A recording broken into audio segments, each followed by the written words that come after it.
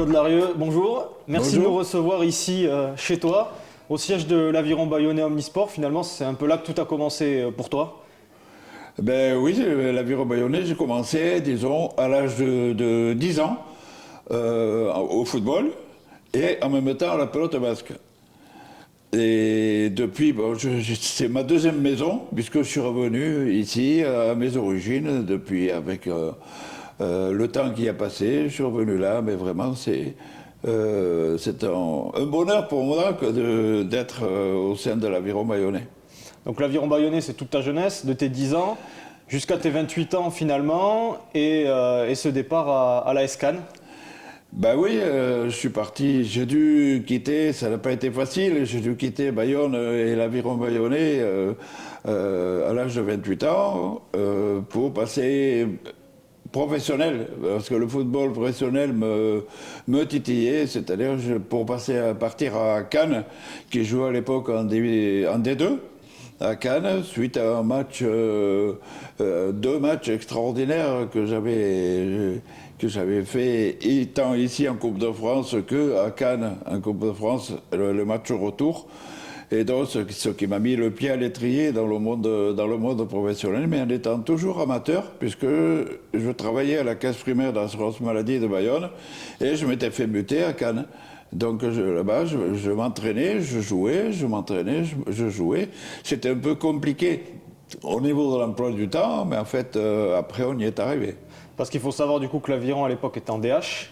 Oui, c'est ça. Donc Ce qui 4e ou 5e correspond à la division, R1 voilà, ce qui est la maintenant. R1 d'aujourd'hui. Et donc tu as été repéré par la SCAN un peu de façon fortuite sur des matchs de Coupe de France. Voilà, c'est la Coupe de France qui a été le départ de ma carrière, parce que là, nous avions battu auparavant, avant de tomber sur Cannes aussi, deux clubs de deuxième division, hein, Poitiers et Guingamp. Et voilà, et après de là, j'ai franchi le pas, disons. Donc à 28 ans, tu passes professionnel, arrives à Cannes. Au début, tu es titulaire à Cannes. Comment ça se passe ton arrivée Ah de oui, suite, oui, au hein début, j'étais toujours titulaire à la place de Griffoni, qui jouait gardien de but, qui avait été mon adversaire ici, à Bayonne, parce que lui était parti à l'époque à Angers. Et donc, ils étaient à la recherche de gardien, ils sont tombés sur moi. Et c'est comme ça que j'ai commencé à Cannes dès le premier match amical contre Bastia. Et après, ça a continué pendant 6 ans, 7 ans. Bon, on voit que les souvenirs sont toujours là. Oh, Ça oui. tombe bien parce que là, on va avoir besoin de beaux souvenirs. 1976, tu te retrouves sélectionné pour les Jeux Olympiques de Montréal. Comment ça s'est passé cette sélection? Tu l'as appris comment finalement Ben, la sélection, bon, ça a été bien sûr un immense bonheur et une grande surprise, puisque je ne pensais pas du tout intégrer l'équipe de France amateur. À l'époque, elle s'appelait l'équipe de France amateur. C'est à cause de mes performances, disons, sur le plan sportif en D2. Et là, j'avais été repéré d'abord par Saint-Étienne. Mais à Saint-Étienne, c'était un peu bouché, puisque je venais de faire signer Kurkovic, pardon. Kurkovic. Et comme réserviste, c'était Ivan Pantelic, qui après est parti à Paris. Et donc, Cannes est arrivé derrière, et puis bon, ils ont pu me séduire par, disons, le climat. Hein, parce que je me voyais mal partir un peu loin. Et donc du coup, de Cannes, les JO. Les Cannes, les JO 1976 à Montréal, où là, après 2 années de préparation, entre 74 et 76, avec pas mal de matchs amicaux avec la sélection, et là, avec la sélection notamment où j'avais comme illustre partenaire Michel Platini, Patrick Battiston, Olivier Rouillet, Éric Pécou, Loïc Amis, des garçons qui après ils étaient eux dans des clubs de première division, et moi j'étais le seul joueur de D2 à l'époque. D'accord. Et aux Jeux Olympiques, ça a été vraiment une grande joie. Voilà. Parce qu'en plus, donc aux Jeux Olympiques, tu te retrouves gardien titulaire de l'équipe, tu joues les 4 matchs de l'aventure olympique. Bon, vous êtes éliminé par les Allemands de l'Est. l'Allemagne de l'Est qui sera championne finalement, qui était professionnelle à qui était l'époque. professionnelle. Comment ça se passait à l'époque, les JO au foot? Vous jouiez dans des stades remplis, il y avait une certaine atmosphère là-bas ou Il y avait beaucoup d'engouement, ils appelaient cela le soccer. Ouais. Mais nous avons joué tant quand nous avons fait des matchs de préparation contre l'URSS, l'Iran, l'Autriche et le Canada, il y avait du monde. Après, lors de la compétition en elle-même aussi, puisque nous avions joué à Sherbrooke, il y avait 15 000 personnes. Ensuite, on a joué à Ottawa, il y avait 20 000 personnes. On a joué au stade olympique à Montréal contre Israël, il y avait 50 000 personnes. Et donc, il y avait énormément d'engouement derrière l'équipe de France et le football en particulier. Parce que c'était un peu naissant là-bas. Hein. Il y avait le soccer n'avait pas pris l'ampleur qu'il y a maintenant. Ouais. Et donc, c'était encore un stimulant supplémentaire lorsqu'on devait jouer devant tant de monde. C'est-à-dire qu'il fallait rester concentré parce qu'une erreur, ça c'était vu par beaucoup c'était d'amis. vu, oui. Ouais. De cette aventure olympique, s'il y a un ou deux souvenirs que tu as gardés, que tu as immortalisés, ça serait lesquels? Ah, bien, il y en a tellement. Il y en a tellement que ce serait très long. Allez, mais disons, le premier sentiment que j'ai, c'est qu'à travers ces Jeux olympiques, ça m'a appris à voir autre chose sur le plan humain.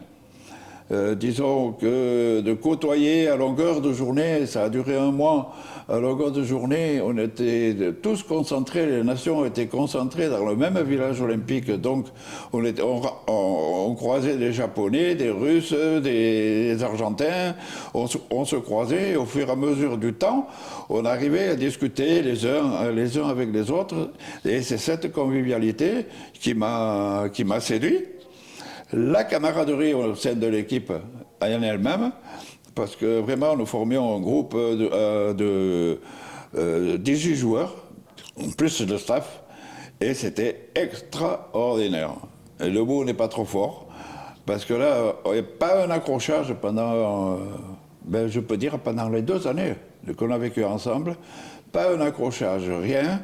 Et vraiment, quand on évolue dans cette ambiance, ça réconforte et on est à même de donner le meilleur de soi-même. Voilà. 2024, c'est aussi une année olympique. Ah oui. Les JO de retour dans ta vie, j'ai envie de dire, de retour aussi dans ta ville, puisque tu seras porteur de flamme ici à Bayonne cette année. Et là aussi, c'est un grand honneur que l'on m'a fait. En me choisissant parmi les 11 000 porteurs de flammes qu'il y aura en France, parmi les 100 porteurs qu'il y aura sur le département du 64, et en plus, dans ma ville. Dans ma ville, près de mon club, puisque, en principe, ce ne sera officialisé que dans quelques temps, en principe, je devrais être le dernier relayeur sur Bayonne, où je embarquais sur un bateau à l'embarcadère du siège de l'Aviron Bayonnais, en bord de Nive, descendre la Nive, passer sous les ponts et débarquer au ponton de la mairie de Bayonne, où ce sera la clôture, disons, du périple bayonnais avant que la flamme ne parte après sur Ustaritz et Asparin. D'accord. Et donc, pour moi, je reviens à mes origines, en plus, avec la flamme au bout du bras, ce sera un souvenir,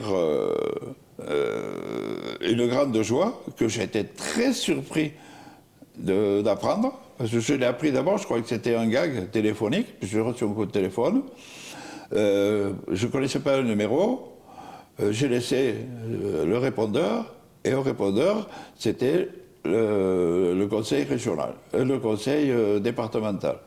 Et là, ça a commencé après, c'est parti, les propositions viennent en fait du conseil départemental. Ouais, qui ont suggéré du coup ta présence qui ont à ce suggéré moment-là. ma candidature pour aboutir maintenant à France 2024, où je reçois pratiquement tous les 15 jours ou les 3 semaines des informations sur la flamme, hein, voilà. Donc il y a ça d'une part, ça tu le sais depuis quelques temps, ça sera le 20 mai si je dis pas de bêtises. C'est fermé que tu le 20 porteras- mai à Bayonne, oui. Le 20 mai à Bayonne. Et puis début juillet, une surprise qui arrive il y a tout récemment, l'équipe de France olympique de foot, dont tu as ça fait aussi, partie, qui sera à Bayonne. c'est la cerise sur le C'est gâteau. quand même un sacré clin d'œil du destin. Ah oui, ce sera la cerise sur le gâteau. Le 4 juillet, on va accueillir cette équipe olympique Je connais Thierry Henry, puisque quand moi j'étais sur la Côte d'Azur, Roquebrune, Cap-Martin et à Menton ensuite, lui était à l'AS Monaco. Et j'allais souvent à Monaco parce que j'étais voisin de Jean-Luc Ettori. D'accord. Donc, de temps en temps, quand j'avais rien à faire, je partais avec Jean-Luc, avec sa 2 chevaux, et nous partions à l'entraînement, tout ça. Et j'ai connu Thierry Henry un peu comme ça, il était jeune, hein. Il était au centre de formation. Et là, de le revoir, ça m'a fait plaisir, parce que je ne pense pas qu'il sache que je joue là. Là. Et puis, l'équipe de France olympique, on ne l'a pas tous les jours, hein. Ah, on l'a pas tous les jours. Hein. L'équipe de France, on ne les a pas tous les jours, ça a été compliqué, mais bon, ils seront là, avec, j'espère, beaucoup de monde à Jean Daugé. Et ça me permettra, moi, personnellement, de revivre des instants d'avant-match, de les voir vivre. Après, le match, c'est l'anecdote, c'est pas un match officiel. C'est un match de préparation pour les JO qui débuteront 10 jours après. Et il faut remercier aussi, pour ça, il faut remercier le district d'avoir pu, et le CRAN, notamment Mathieu, d'aiguillonner pour qu'on ait cette manifestation ici à Bayonne. Et moi, c'est la cerise sur le gâteau. Ce qui pouvait m'arriver de mieux en cette année, 48 ans après. 48 ans après, ça sera magnifique pour toi, ça sera magnifique aussi pour tous les pratiquants et les licenciés du département, absolument. Même des Landes et des territoires voisins, de pouvoir côtoyer l'équipe de France olympique. Jean-Claude, merci beaucoup, c'était un plaisir de pouvoir échanger avec toi sur cette belle carrière, longue carrière, riche carrière, un destin olympique finalement, qui va peut-être se refermer ou pas, mais en tout cas de la plus belle des manières. Non, mais il n'est pas encore fermé, puisqu'il y a encore 2 mois, à attendre, pratiquement. Ouais. 2 mois et demi à attendre, mais bon, là, je suis imprégné dans la tâche olympique depuis ma nomination, en fait. Ta sélection, ta nouvelle sélection. Voilà, ma nouvelle sélection, qui est c'est la 12e, 13e, puisque j'en avais 12, et 24 en foot d'entreprise. Et donc, pour moi, c'est bien. C'est bien. Merci beaucoup, Jean-Claude. De rien, mais c'est avec grand plaisir. Et j'espère transmettre un message positif à tout le monde, parce qu'on en a besoin d'être positif et surtout d'être actif dans le sport. C'est un beau mot de fin. Merci beaucoup. Merci à toi.